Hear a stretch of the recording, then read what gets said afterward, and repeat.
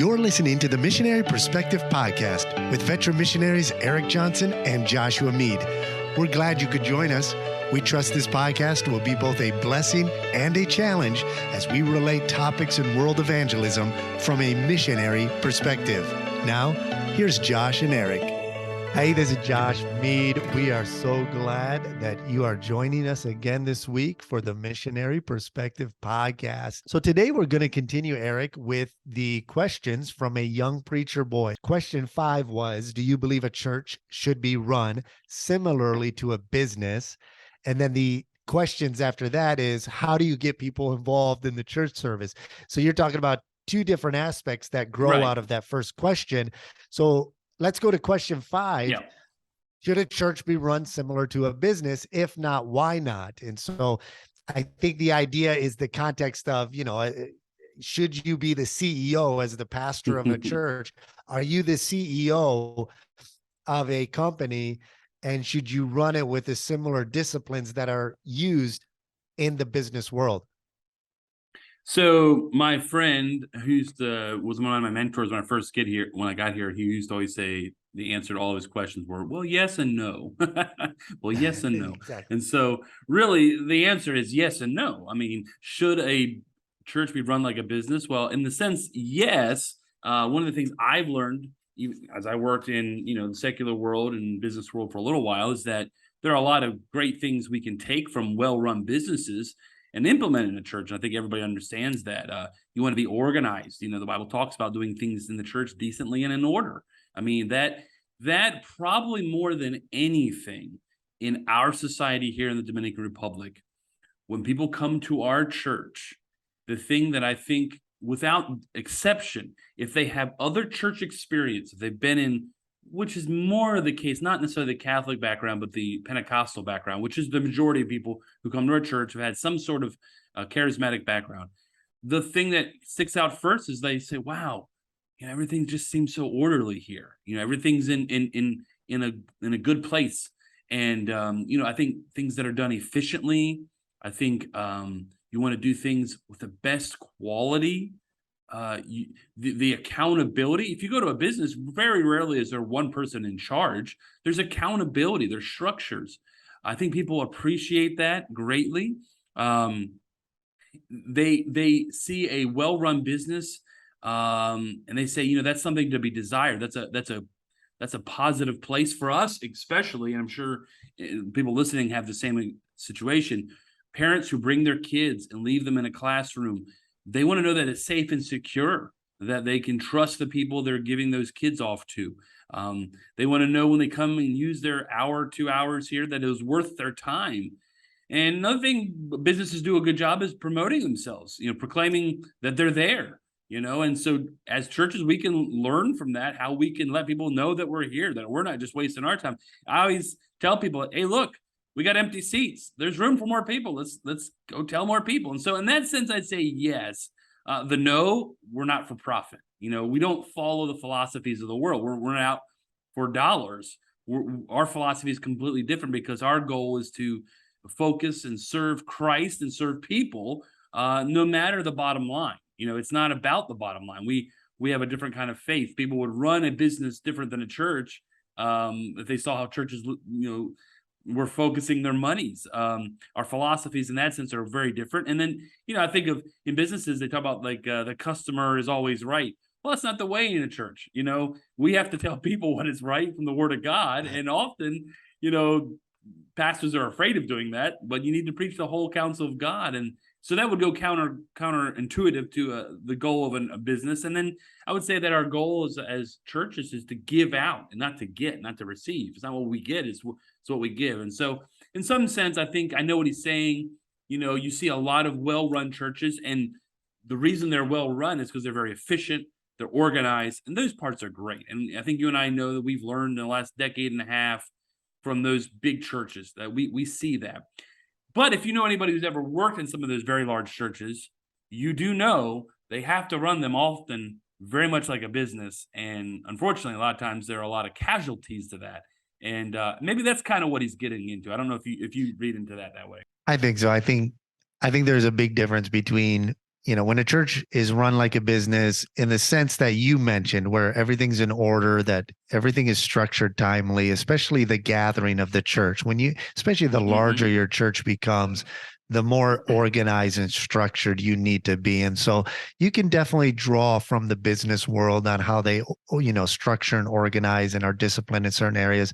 I think you hit one of the words that is key, where the business world and the church world overlap. I would say would have to do with accountability and transparency, that those things Mm-hmm. need to be out there. There needs to be accountability. There needs to be transparency, and your church membership will appreciate that. I've noticed any big churches that do have a lot of structure and order, and even the pastor has shared how he's drawn from this CEO and maybe this company, and I learned these strategies from this guy. Where you go and you find you could tell a difference between, is this a church family, or is this just a spectator Broadway production where everybody gets up Mm-hmm. on stage? There's the professionals and then there's the Yeah. spectators. And we've been to, you've been to all kinds of churches like that, especially when we're talking about mega churches. And I think, though, even on the other hand, small churches can neglect sometimes the importance of orderliness and doing everything to the Sure. best of the ability. And you don't know who you're turning away from your gathering by not having a well-organized program and structure. And so I think that, just to kind of close out on this question, the church gathers to honor Christ and to serve and edify the body. And so a lot of programs, I think a lot of mega churches especially, they run it like a business or a Broadway production, where you've got the spectators that never actually plug themselves into the church family. So Mm-hmm. if you are a large church and you can find that balance between leading your church as a family, keeping that family atmosphere, because that's what we are as a body of Christ, while at the same time integrating some business practices of accountability and of quality and all of that. I think that's good.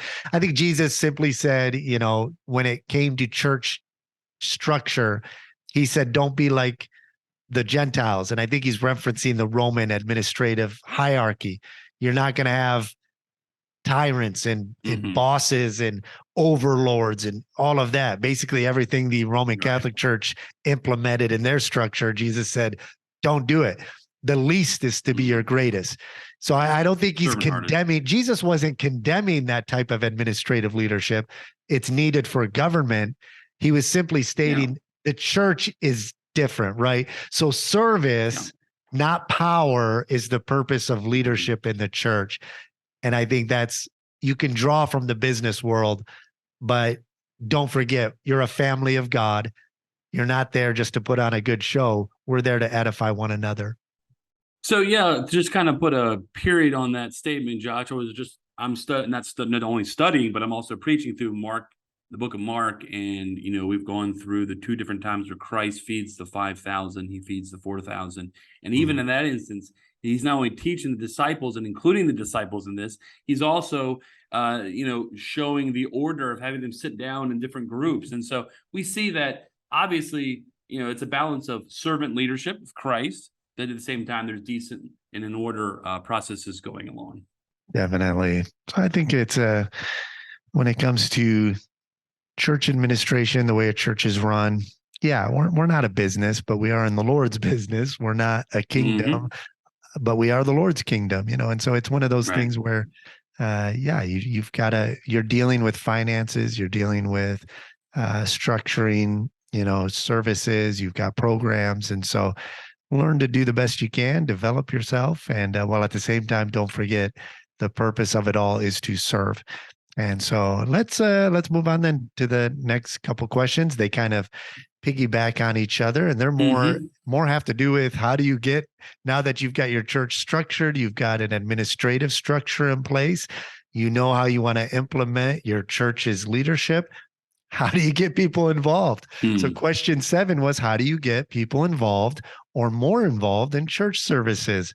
What do you do, Eric? Do you say, hey, if you do you do what the Mormons did in our town here and find some Nigerians who just immigrated here with no work and say, hey, if you will go and start a church in your house, even if you're not saved, we'll give you $100. And so that's one way to start a church, you know?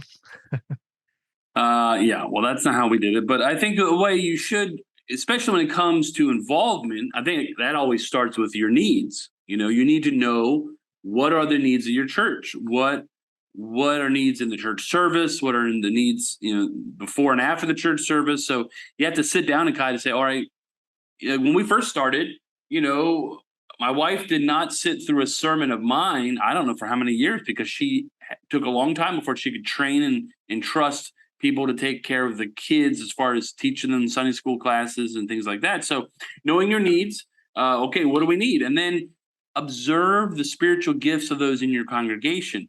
I believe not only will the Lord open your eyes to it, but maybe include people you trust to say, hey, these are some of the needs we have in the church. Keep your eyes open, see, you pray about people who you think might be able to help you with some of these needs. This is before you involve people.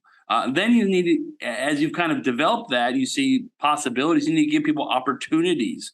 You need to maybe go individually to those people or ask somebody else. Like we have people all the time. One of the easiest kind of first things to do in our church is to be part of the reception team. All you got to do is have a smile and open the door. But to be honest, not everybody's perfectly fit to be that first kind of person you meet when you go into church. It really does take a good personality, a person who's outgoing, and obviously they're saved and baptized, part of your church. But we include people who are in charge of those ministries to go seek out couples or individuals to be a part of that. And then sometimes you have to just make the needs known. You need to tell people, we're really struggling. We don't have enough people who are watching the kids in the nursery, things like that. Now, when it comes to involvement, once all that's taken place, you can't be afraid to let people fail, and people fail. I mean, thankfully, when someone forgets it's their day to be the reception team, it's easy to open the door. Sometimes young people forget to come on their day when they're supposed to be doing the sound booth.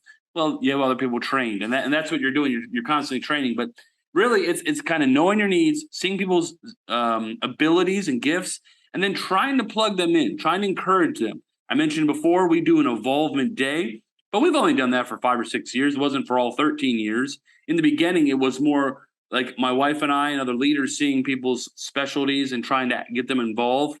But really, it is asking, it's going out, it's making needs known. Generally, people want to be helpful, but you have to sometimes push them. I don't know how it is in Senegal, but here, most people don't volunteer. You kind of have to ask them. It's similar, and I don't have much to add beyond what you spoke to there. I would say, though, from a missionary perspective, if you've just arrived to the field and you're at that stage where Erik is describing, where it's just you and your wife getting started, and you're building trust, and you're trying to figure things out as you find people to get involved, you have to really learn to discern as quickly as possible. You have to ask the Lord to lead you in that, because a lot of times the young men, especially who kind of come around and are the most willing to volunteer for things, don't always have the best interest at heart.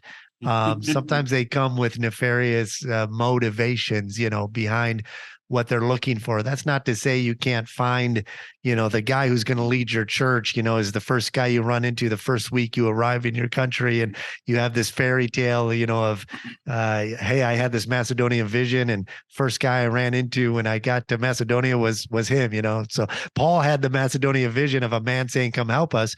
First person he led to Christ was a woman named Lydia. And so the point is, you don't know how everything's going to fall into place.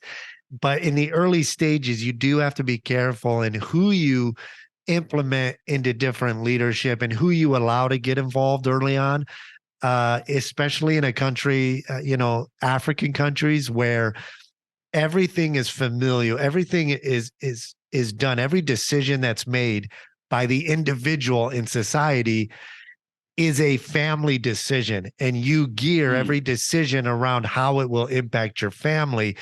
And so if you are cut off from your family for whatever reason, it can be for the gospel's sake, or it could be for, no good reasons.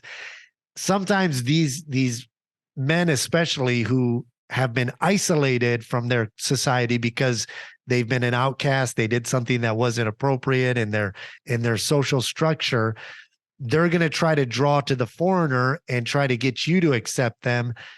And maybe they're not the right person to get involved right away, and their reputation is going to hurt your ministry in the long term more than that short-term help that you need by them coming to you. And so I would say learn to pray for God's guidance, obviously, but most missionaries I've spoken to, they say you need to find a man of peace or an inside man, somebody who without any other, they have no other motivation except just to become your friend. And they have insight into the culture and into people to where they can point out, hey, this guy who wants to do this thing in your church, this isn't normal the way he's approaching it in our culture. He wouldn't normally do it that way. I'll just give an example of a young man from a country here in Africa wanted to marry one of the Brazilian missionary single ladies who was in a sister church here, but she was probably at least double his age, which is not normal in this setting. And we gave our advice, which was we just felt that he didn't have the best intentions at heart, which it turned out they went ahead and got married anyways, but it only lasted a couple years. When he found out that she wasn't his ticket to Brazil, then he left her and went with somebody else, you try to avoid some of those things by listening to good counsel early on. So yes, you do want to get people involved in the church. And sometimes it's hard to get people involved, but at the same time, I just want to approach it from a different angle, especially early on in your ministry. Be careful who you allow to get involved in the ministries that you're implementing, which brings us to the second question. But did you have something you want to add on to that? Well, and just understand that, when I first got involved in serving, when the Lord first started touching my heart, the idea of becoming a missionary, it really was brought to my heart and my mind that I wasn't really serving the Lord the way I needed to be in my local church. And so I got plugged in. Well, they didn't put me in front of a Sunday school class right away, even though I'd been, a believer for a long time. I'm, helping out with the offerings. I'm helping out in Awanas. I'm, helping out with men's basketball. I mean, there needs to be some entry level things into your church that people can show that they are willing to serve. And if somebody's not willing to clean toilets and clean trash cans and, do the simple tasks, it's probably a good indication until they're more mature. They're not willing to, going to be able to do other things because as we've always taught, I try to be out in front sweeping when I can sweep and cleaning bathrooms and cleaning the gutters to show people that, we're servant-hearted people here. There's no hierarchy. There may be God has given us the position to preach, and that's a wonderful call position. But we should all be willing to do whatever it takes, and so you can usually weed people out pretty quickly if you do something like that. Yeah, certainly. And I would say, in order to get people more involved and to weed out those with nefarious intentions, I think the key is discipleship. It really is that simple. Exactly. And that brings us into this final question for today, which is if you don't have many people, or if you don't have anyone at all who wants to serve in a major role or handle a bigger set of responsibilities at present, how do you get people to want to help or be more involved? Which is similar to that question, but okay, now you're more established, the church is going. Let's say you have an attendance of 50 people now in this church plant, but you're still doing all the work. How do you get more people involved? And I would simply say discipleship. Simplify the gathering, simplify the church service. Church isn't about program. It's not about doing programs anyways. And I would say as a missionary, if you're going to a country to plant a church, avoid setting up all kinds of programs until you have a solid discipleship program set up. Yeah. You need to have a lot of personal time that you can invest in discipling those that will eventually go into leadership position. And as you work with those within your church and those you've led to Christ, as you're discipling them, then you're going to be able to tune into where their giftings are, where they're best fit, where you can push them into serving Christ. And through a good discipleship program, if you want to call it a program, through discipleship, it's going to come out naturally where the one being discipled is going to want to use his gifts and want to use his calling for the edifying of believers, for evangelism in his community. And so I would say, as you're teaching others, that's where it's going to grow into those who receive what you're teaching. They're going to go out and teach others also with a natural desire, because that's what it means to be a Christian. You are a witness of Jesus Christ by nature of who you are as a born again believer. You're going to reproduce and want to go out and share that gospel with others, where there's a healthy personal relationship and discipleship going on. I think that's key. And so when it comes to discipleship on your mission field, you really got to learn the language.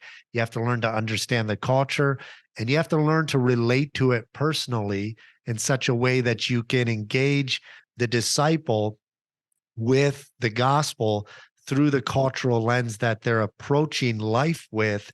And so there's a lot to take into consideration, but as you're learning the culture and you're learning insights into the society you're working in, and then you're plugging the gospel into that insight and then pouring that into an indigenous believer from where you're working in, the result is going to be not just a strong believer who's going to plug into doing the work of the Lord, but an indigenous church is going to grow as a result out of this process of doing discipleship. So I would simply say that you want to get more people involved, simplify your church gathering. Don't have a whole bunch of programs, just emphasize personal discipleship and pouring your life into individuals. What would you say in response to that question? Yeah, I agree with all of that. I think the simplicity is very key. And one thing I would add is I'm thinking about this dilemma, if you will, sometimes with basically you have all this work, and a lot of times people who aren't necessarily wanting to do the work. This is not only a church planting missionary problem. This is a church planter in the States. This is actually a lot of churches in the States go through these ebbs and flows. I'm thinking of some churches we're close to that aren't even necessarily small churches. There are ebbs and flows. Sometimes people die, leaders die, they go to different ministries, families leave, and you have the 80-20 principle. You have 20% of the people doing 80% of the work. And so I think one of the things as pastors, and just recently this has happened specifically in our ministry, we have someone who's kind of transitioned to another country, and this person did a lot of things, and I'm really working hard now because their replacement wasn't trained, trying to maybe get 2 or 3 people to fill their shoes. And so a lot of times, one thing you need to do as pastors, and you preach and teach, is emphasize the benefits of serving the Lord. I mean, one of the reasons we're missionaries is we understand not only has the Lord called us, but we love doing it. It's really identifies who we are. And so, but if we weren't missionaries, we'd be serving in our local churches, hopefully. And we would, consider that our identity, whether I was selling insurance or I was in computers, I would tell people I do this in my church. That's an identity, serving the Lord, being a leader in our church. And I think sometimes we need to do that more. We often emphasize and lift up missions in our church, which we do, but it's also emphasizing those who are the bus captains, those who are serving in the nursery. I try to always edify and lift up those who serve in the nursery, because boy, I get very distracted as a preacher when there are a lot of screaming kids in our church. And so I am thankful, and I always talk very highly of those workers. And so I think making the needs known and expressing how good it is to serve the Lord, the benefits there. And then, like I mentioned earlier, sometimes you have to ask people, but just to understand, in our case, we've had different teammates over the years who really helped me with the youth. Well, that hasn't been the case now for a number of years, and I had to take the lead in that. We just did not have those couples who were spiritually gifted to do that. And so I struggled, Lord, what can I do? Because it's a lot of work. I want to have a youth meeting every week if I can, but I can't because of priorities. So the Lord kind of put on my heart, well, what you can do is start getting other couples involved to do a lot of the work that is taking your time. Getting the snacks ready, getting the church clean, the things that are just taking a lot of effort to do everything that the teammate did before. We have to get others involved. Maybe they can't teach the lesson and they can't, pour into the lives of the young people like the pastor needs to, but they can come alongside and help be those that help you accomplish it. I think sometimes that's, the expression of there's more than one way to skin a cat. Asking the Lord to say, well, okay, maybe we don't have that couple that's going to lead that Sunday school class, but where can someone else help alleviate in the area of my life or somebody else's life who's a Sunday school teacher, so we can still accomplish this? And I think really it just comes down to a lot of prayer, making the needs known, encouraging, and then of course the discipleship. You have to have people trained properly, and then sometimes just give them a little push to give them the opportunity. I have older gentleman in my church now who's going to have to kind of step up and be one of our song leaders, and he thinks he can't do it. Truth is, he sings way better than I do, and I explained to him it's practice. You gotta just trust the Lord and practice. And so a lot of times it's just being that encourager, that coach that says, I think you can do this. Let's come alongside and help you do it. Yeah, I agree. I think emphasizing, especially in some cultures more than others, but emphasizing the familial aspect of the church family body, right? We're a family. Mm-hmm. And I think that's one way that we've not only just simplify your gatherings, right? Don't emphasize programs if you don't have people to run programs. But then if you want to get people involved, a lot of ways that we get individuals involved here is making sure that we emphasize responsibilities that have to do with like taking care of your family. So you plug into roles that are already expected and roles that people understand. So here, everybody has a role that they play, whether you're a child all the way up to adults, moms, dads, and grandmas, and wives and husbands. Everybody has this role that they're expected to fit into. And if you can learn what everybody already understands their role is in their culture and in their family setting, then you can implement some of that into the way the church is run. I would also say this: a lot of places, I don't know what it's like in Dominican Republic, if it's the same. Here, a lot of times there is a lot of respect toward those in spiritual positions of leadership, especially if you're if you're older. The older you get, the more respect there's shown towards you. But even if you're young, I'm still in my 30s. And so, there's still this idea of this respect because of your position that you're in. And so I've learned that I can get people to volunteer for things by simply starting to do it myself. So we need the chair set up. I can do it myself, and I do.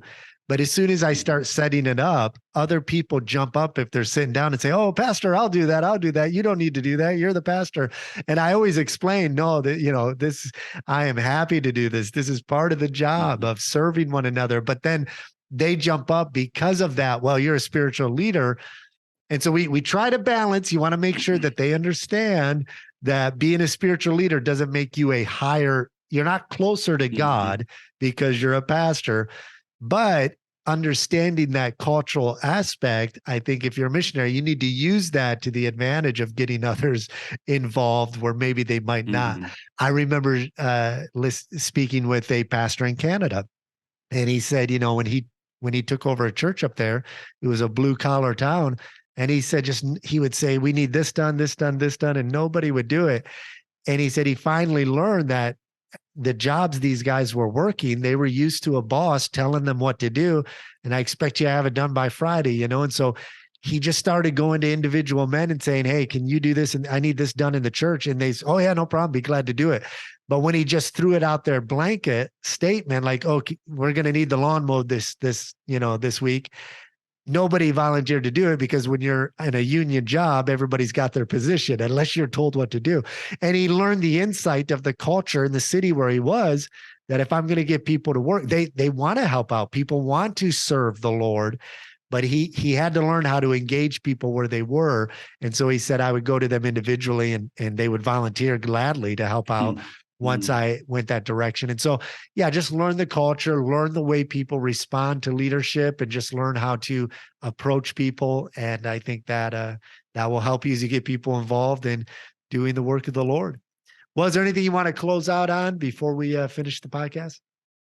No, I just think all that is something that comes through experience. And I would be real careful. My pastor was always one that taught us, be real careful who you put in positions of leadership. Take time to get to know them and their character. Haste makes waste. It's often very difficult to take people out of positions like that. So just be real smart. But there are a lot of things people can serve that aren't really spiritually minded that show people's true character in the meantime.